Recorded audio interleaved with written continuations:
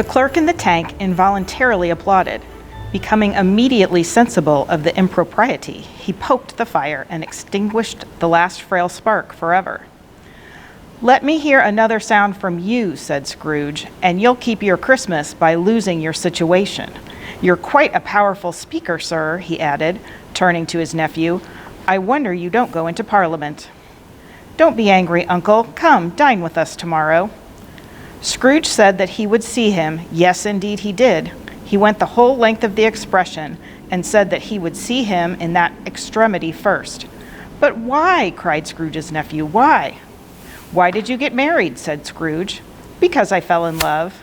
"Because you fell in love," growled Scrooge, as if that were the only thing in the world more ridiculous than a Merry Christmas. "Good afternoon." "Nay, Uncle, but you never came to see me before that happened. Why give it as a reason for not coming now?" "Good afternoon," said Scrooge.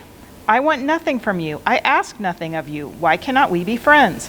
"Good afternoon," said Scrooge. "I'm sorry with all my heart to find you so resolute. We have never had any quarrel to which I have been a party, but I have made the trial in homage to Christmas, and I'll keep my Christmas humor to the last. So a Merry Christmas, Uncle." "Good afternoon," said Scrooge, "and a Happy New Year."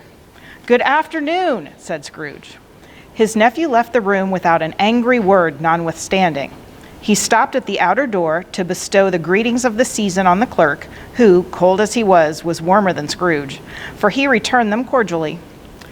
"There's another fellow," muttered Scrooge, who overheard him. "My clerk, with 15 shillings a week and a wife and family, talking about a Merry Christmas. I'll retire to Bedlam." This lunatic, in letting Scrooge's nephew out, had let 2 other people in. They were portly gentlemen, pleasant to behold, and now stood with their hats off in Scrooge's office. They had books and papers in their hands and bowed to him. "Scrooge and Marley's, I believe," said one of the gentlemen, referring to his list. "Have I the pleasure of addressing Mr. Scrooge or Mr. Marley?" "Mr. Marley has been dead these 7 years," Scrooge replied. "He died 7 years ago this very night." "We have no doubt his liberality is well represented by his surviving partner," said the gentleman, presenting his credentials. It certainly was, for they had been 2 kindred spirits. At the ominous word liberality, Scrooge frowned and shook his head and handed the credentials back.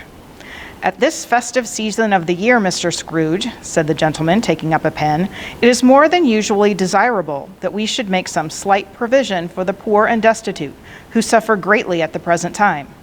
Many thousands are in want of common necessities. Hundreds of thousands are in want of common comfort, sir." "Are there no prisons?" asked Scrooge.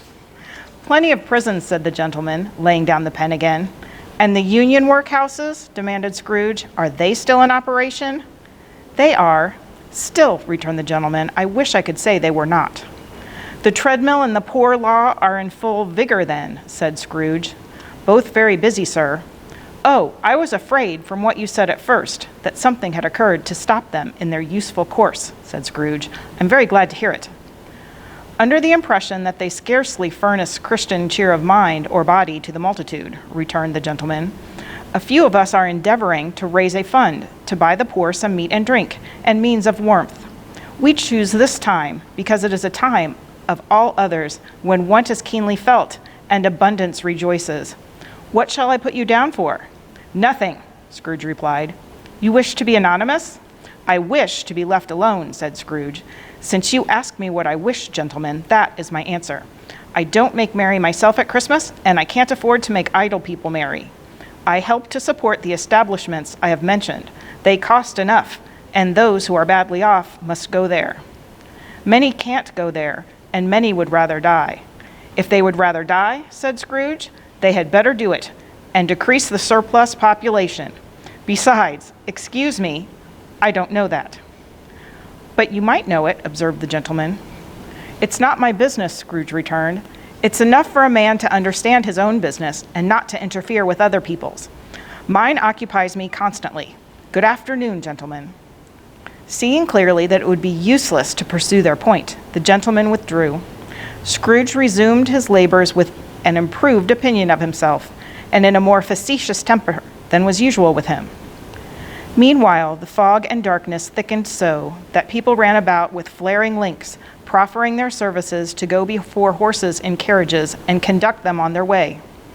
The ancient tower of a church, whose gruff old bell was always peeping slyly down at Scrooge out of a Gothic window in the wall, became invisible and struck the hours and quarters in the clouds with tremulous vibrations afterwards, as if its teeth were chattering in its frozen head up there. The cold became intense. In the main street at the corner of the court, some laborers were repairing the gas pipes and had lighted a great fire in a brazier, round which a party of ragged men and boys were gathered, warming their hands and winking their eyes before the blaze in rapture. The water plug being left in solitude, its overflowings sullenly congealed and turned to misanthropic ice.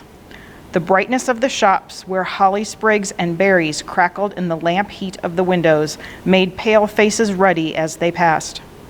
Poulterers' and grocers' trades became a splendid joke, a glorious pageant, with which it was next to impossible to believe that such dull principles as bargain and sale had anything to do. The Lord Mayor, in the stronghold of the mighty mansion house, gave orders to his 50 cooks and butlers to keep Christmas as a Lord Mayor's household should, and even the little tailor, whom he had fined 5 shillings on the previous Monday for being drunk and bloodthirsty in the streets, stirred up tomorrow's pudding in his garret, while his lean wife and the baby sallied out to buy the beef. Foggier yet and colder, piercing, searching, biting cold. If the good St. Dunstan had but nipped the evil spirit's nose with a touch of such weather as that, instead of using his familiar weapons, then indeed he would have roared to lusty purpose. The owner of one scant young nose, gnawed and mumbled by the hungry cold as bones are gnawed by dogs, stooped down at Scrooge's keyhole to regale him with a Christmas carol. But at the first sound of "God bless you, merry gentlemen, may nothing you dismay," Scrooge seized the ruler with such energy of action that the singer fled in terror, leaving the keyhole to the fog and even more congenial frost. At length, the hour of shutting up the counting house arrived. With an ill will, Scrooge dismounted from his stool and tacitly admitted to the fact the expectant clerk in the tank, who instantly snuffed his candle out and put on his hat. "You'll want all day tomorrow, I suppose," said Scrooge. "If quite convenient, sir." "It's not convenient," said Scrooge, "and it's not fair. If I was to stop a half-crown for it, you'd think yourself ill-used, I'll be bound." The clerk smiled faintly. "And yet," said Scrooge, "you don't think me ill-used when I pay a day's wages for no work." The clerk observed that it was only once a year. "A poor excuse for picking a man's pocket every 25th of December," said Scrooge, buttoning his greatcoat to the chin. "But I suppose you must have the whole day. Be here all the earlier the next morning." The clerk promised that he would, and Scrooge walked out with a growl. The office was closed in a twinkling, and the clerk, with the long ends of his white comforter dragging below his waist, for he boasted no greatcoat, went down a slide on Cornhill, and at the end of a lane of boys, 20 times in honor of it being Christmas Eve, and then ran home to Camden Town as hard as he could pelt to play at blindman's buff. Scrooge took his melancholy dinner in his usual melancholy tavern, and having read all the newspapers and beguiled the rest of the evening with his banker's book, went home to bed. He lived in chambers which had once belonged to his deceased partner. They were a gloomy suite of rooms in a lowering pile of building up a yard, where it had so little business to be that one could scarcely help fancying it must have run there when it was a young house, playing at hide-and-seek with the other houses, and forgotten the way out again. It was old enough now, and dreary enough, for nobody lived in it but Scrooge, the other rooms being all let out as offices. The yard was so dark that even Scrooge, who knew its every stone, was fain to grope with his hands.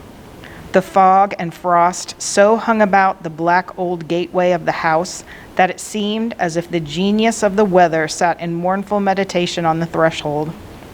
Now, it is a fact that there was nothing at all particular about the knocker on the door, except that it was very large. It is also a fact that Scrooge had seen it, night and morning during his whole residence in that place, and also that Scrooge had as little as what is called fancy about him as any man in the city of London, even including, which is a bold word, the corporation, aldermen, and livery. Let it also be borne in mind that Scrooge had not bestowed one thought on Marley since his last mention of his 7 years dead partner that afternoon. And then, let any man explain to me, if he can, how it happened that Scrooge, having his key in the lock of the door, saw in the knocker, without its undergoing any intermediate process of change, not a knocker, but Marley's face. Marley's face. It was not an impenetrable shadow as the other objects in the yard were, but had a dismal light about it, like a bad lobster in a dark cellar. It was not angry or ferocious, but looked at Scrooge as Marley used to look, with ghostly spectacles turned up on its ghostly forehead. The hair was curiously stirred, as if by breath or hot air, and though the eyes were wide open, they were perfectly motionless. That and its livid color made it horrible, but its horror seemed to be in spite of the face and beyond its control, rather than part of its own expression. As Scrooge looked fixedly at this phenomenon, it was a knocker again. To say that he was not startled, or that his blood was not conscious of a terrible sensation to which it had been a stranger from infancy, would be untrue. But he put his hand upon the key he had relinquished, turned it sturdily, walked in, and lighted his candle. He did pause with a moment's irresolution before he shut the door, and he did look cautiously behind it first, as if he half expected to be terrified with the sight of Marley's pigtail sticking out into the hall. But there was nothing on the back of the door except the screws and nuts that held the knocker on, so he said, "Pooh, pooh," and closed it with a bang. The sound resounded throughout the house like thunder. Every room above and every cask in the wine merchant's cellars below appeared to have a separate peal of echoes of its own. Scrooge was not a man to be frightened by echoes. He fastened the door and walked across the hall and up the stairs, slowly too, trimming his candle as he went. You may talk vaguely about driving a coach and six up a good old flight of stairs or through a bad young Act of Parliament, but I mean to say, you might have got a hearse up that staircase and taken it broadwise, with the splinter bar toward the wall and the door toward the balustrades, and done it easy. There was plenty of width for that, and room to spare, which is perhaps the reason why Scrooge thought he saw a locomotive hearse going on before him in the gloom. Half a dozen gas lamps out of the street wouldn't have lighted the entry too well, so you may suppose that it was pretty dark with Scrooge's dip. Up Scrooge went, not caring a button for that. Darkness is cheap, and Scrooge liked it. But before he shut his heavy door, he walked through his rooms to see that it was right. He had just enough recollection of the face to desire to do that. Sitting room, bedroom, lumber room, all as they should be. Nobody under the table, nobody under the sofa, a small fire in the grate, spoon and basin ready, and the little saucepan of gruel, Scrooge had a cold in his head, upon the hob. Nobody under the bed, nobody in the closet, nobody in his dressing gown, which was hanging up in a suspicious attitude against the wall. Lumber room as usual, old fire guard, old shoes, 2 fish baskets, washing stand on 3 legs, and a poker. Quite satisfied, he closed his door and locked himself in, double locked himself in, which was not his custom. Thus secured against surprise, he took off his cravat, put on his dressing gown and slippers and his nightcap, and sat down before the fire to take his gruel. It was a very low fire indeed, nothing on such a bitter night. He was obliged to sit close to it and brood over it before he could extract the least sensation of warmth from such a handful of fuel. The fireplace was an old one, built by some Dutch merchant long ago and paved all around with quaint Dutch tiles, designed to illustrate the scriptures. There were Cains and Abels, Pharaoh's daughters, queens of Sheba, angelic messengers descending through the air on clouds like feather beds, Abraham's Belshazzars, apostles putting off to sea in butter boats, hundreds of figures to attract his thoughts. And yet that face of Marley, 7 years dead, came like the ancient prophet's rod and swallowed up the whole. If each smooth tile had been blank at first, with power to shape some picture on its surface from the disjointed fragments of his thoughts, there would have been a copy of old Marley's head on every one. "Humbug," said Scrooge, and walked across the room. After several turns, he sat down again. As he threw his head back in the chair, his glance happened to rest upon a bell, a disused bell, that hung in the room and communicated for some purpose now forgotten with a chamber in the highest story of the building. It was with great astonishment and with a strange, inexplicable dread that he saw this bell begin to swing. It swung so softly in the outset that it scarcely made a sound, but soon it rang out loudly, and so did every bell in the house. This may have lasted half a minute or a minute, but it seemed an hour. The bells ceased as they had begun together. They were succeeded by a clanking noise deep down below, as if some person were dragging a heavy chain over the casks in the wine merchant's cellar. Scrooge then remembered to have heard that ghosts in haunted houses were described as dragging chains.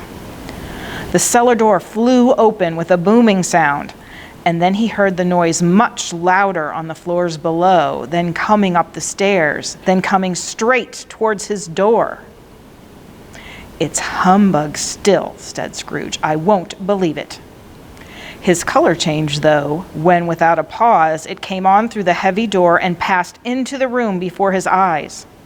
Upon its coming in, the dying flame leapt up as though it cried, "I know him, Marley's ghost," and it fell again. The same face, the very same. Marley in his pigtail, usual waistcoat, tights, and boots, the tassels on the latter bristling like his pigtail, and his coat skirts, and the hair upon his head. The chain he drew was clasped about his middle. It was long and wound about him like a tail, and it was made, for Scrooge observed it closely, of cash boxes, keys, padlocks, ledgers, deeds, and heavy purses wrought in steel. His body was transparent, so that Scrooge, observing him and looking through his waistcoat, could see the 2 buttons on his coat behind. Scrooge had often heard it said that Marley had no bowels, but he had never believed it until now. No, nor did he believe it even now, though he looked the phantom through and through and saw it standing before him, though he felt the chilling influence of its death-cold eyes, and marked the very texture of the folded kerchief bound about its head and chin, which wrapper he had not observed before, he was still incredulous and fought against his senses. "How now," said Scrooge, caustic and cold as ever. "What do you want with me?" "Much." Marley's voice, no doubt about it. "Who are you?" "Ask me who I was." "Who were you then?" said Scrooge, raising his voice. "You're particular for a shade." He was going to say "to a shade," but substituted this as more appropriate. "In life, I was your partner, Jacob Marley." Can you sit down?" asked Scrooge, looking doubtfully at him. "I can." "Do it then." Scrooge asked the question because he didn't know whether a ghost so transparent might find himself in a condition to take a chair, and felt that in the event of its being impossible, it might involve the necessity of an embarrassing explanation. But the ghost sat down on the opposite side of the fireplace as if he were quite used to it. "You don't believe in me," observed the ghost. "I don't," said Scrooge. "What evidence would you have of my reality behind that of your senses?" "I don't know," said Scrooge. "Why do you doubt your senses?" "Because," said Scrooge, "a little thing affects them. A slight disorder of the stomach makes them cheats.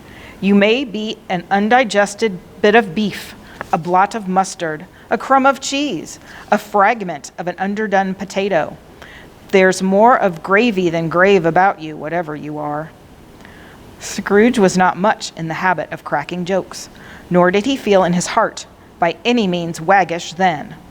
The truth is that he tried to be smart as a means of distracting his own attention and keeping down his terror, for the specter's voice disturbed the very marrow in his bones. To sit, staring at those fixed, glazed eyes, in silence for a moment would play, Scrooge felt, the very deuce with him. There was something very awful, too, in the specter's being provided with an infernal atmosphere of its own. Scrooge could not feel it himself, but this was clearly the case, for though the ghost sat perfectly motionless, its hair and skirts and tassels were still agitated as if by the hot vapor from an oven. "You see that toothpick?" said Scrooge, returning quickly to the charge, for the reason just assigned, and wishing, though it were only for a second, to divert the vision's stony gaze from himself. "I do," replied the ghost. "You're not looking at it," said Scrooge. "But I see it," said the ghost, notwithstanding. "Well," returned Scrooge, "I have but to swallow this and be for the rest of my days persecuted by a legion of goblins, all of my own creation. Humbug, I tell you, humbug!" At this, the spirit raised a frightful cry and shook its chain with such a dismal and appalling noise that Scrooge held on tight to his chair to save himself from falling into a swoon. But how much greater was his horror when the phantom, taking off the bandage round its head, as if it were too warm to wear indoors, its lower jaw dropped down upon its breast. Scrooge fell upon his knees and clasped his hands before his face. "Mercy," he said, "dreadful apparition, why do you trouble me?" "Man of the worldly mind," replied the ghost, "do you believe in me or not?" "I do," said Scrooge, "I must, but why do spirits walk the earth, and why do they come to me?" "It is required of every man," the ghost returned, "that the spirit within him should walk abroad among his fellow men, and travel far and wide, and if that spirit goes not forth in life, it is condemned to do so after death. It is doomed to wander through the world, oh woe is me, and witness what it cannot share, but might have shared on earth, and turned to happiness." Again the specter raised a cry and shook its chain and wrung its shadowy hands. "You are fettered," said Scrooge, trembling. "Tell me why." "I wear the chain I forged in life," replied the ghost. "I made it, link by link, yard by yard. I girded it upon of my own free will, and of my own free will I wore it. Is its pattern strange to you?" Scrooge trembled more and more. "Or would you know," pursued the ghost, "the weight and length of the strong coil you bear yourself? It was full as heavy and as long as this 7 Christmas Eves ago.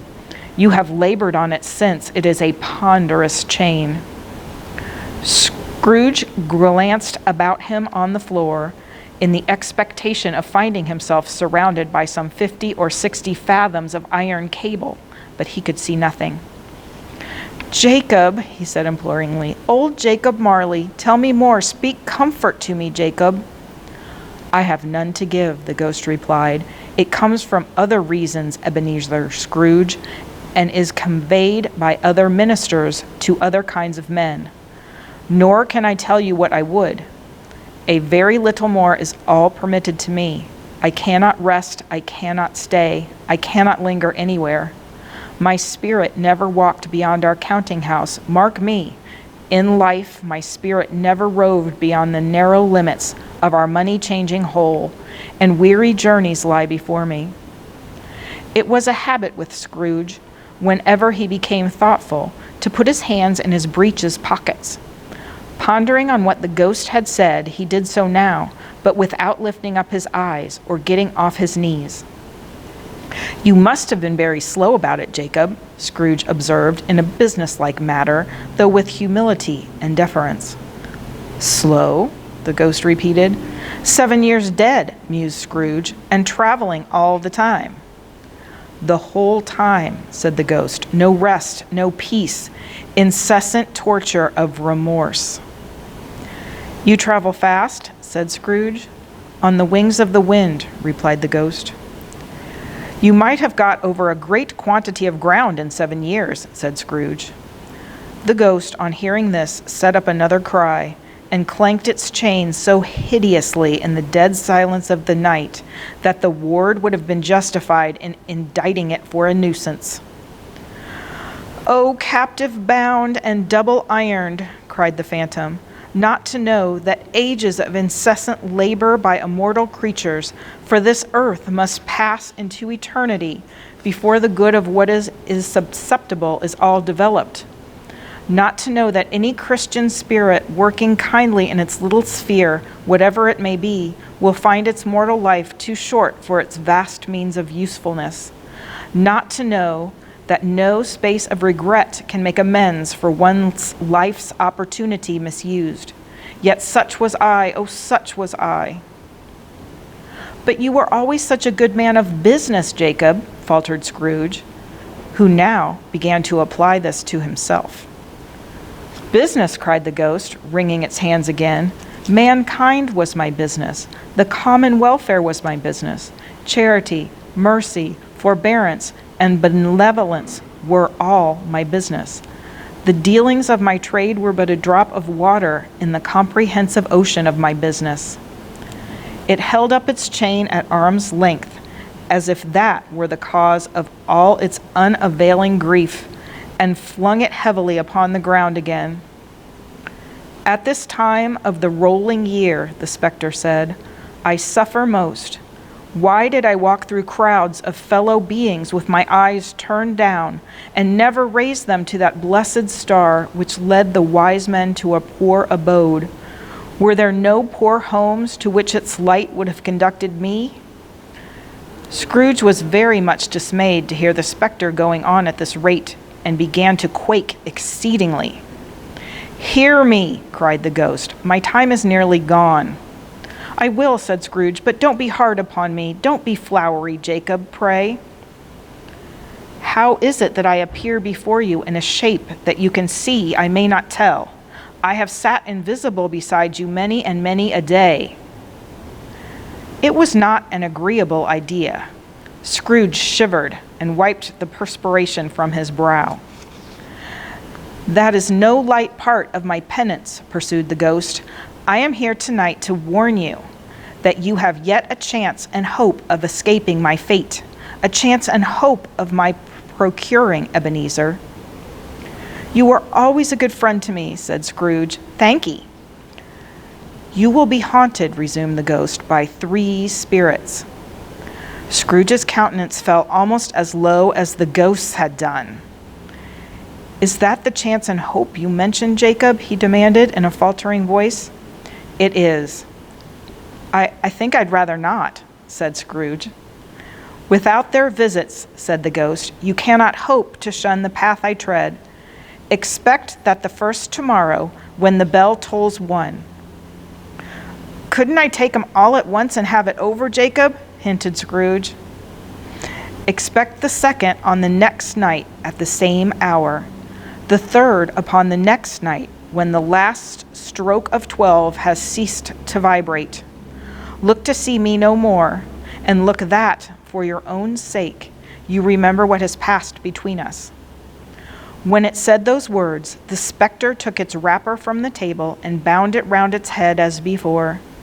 Scrooge knew this by the smart sound its teeth made when its jaws were brought together by the bandage. He ventured to raise his eyes again and found his supernatural visitor confronting him in an erect attitude with its chain wound over and about its arm.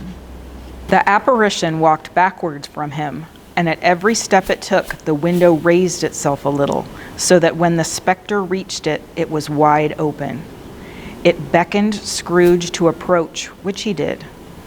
When they were within 2 paces of each other, Marley's ghost held up its hand, warning him to come no nearer.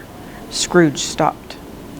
Not so much in obedience, but as in surprise and fear, for on the raising of the hand, he became sensible of confused noises in the air, incoherent sounds of lamentation and regret, wailings inexpressibly sorrowful and self-accusatory. The specter, after listening for a moment, joined in the mournful dirge and floated out upon the bleak dark night. Scrooge followed to the window, desperate in his curiosity. He looked out. The air was filled with phantoms, wandering hither and thither in restless haste and moaning as they went. Every one of them wore chains like Marley's ghost. Some few, they might be guilty governments, were linked together. None were free. Many had been personally known to Scrooge in their lives. He had been quite familiar with one old ghost in a white waistcoat with a monstrous iron safe attached to its ankle, who cried piteously at being unable to assist a wretched woman with an infant whom it saw below upon a doorstep. The misery with them all was clearly that they sought to interfere for good in human matters and had lost the power forever.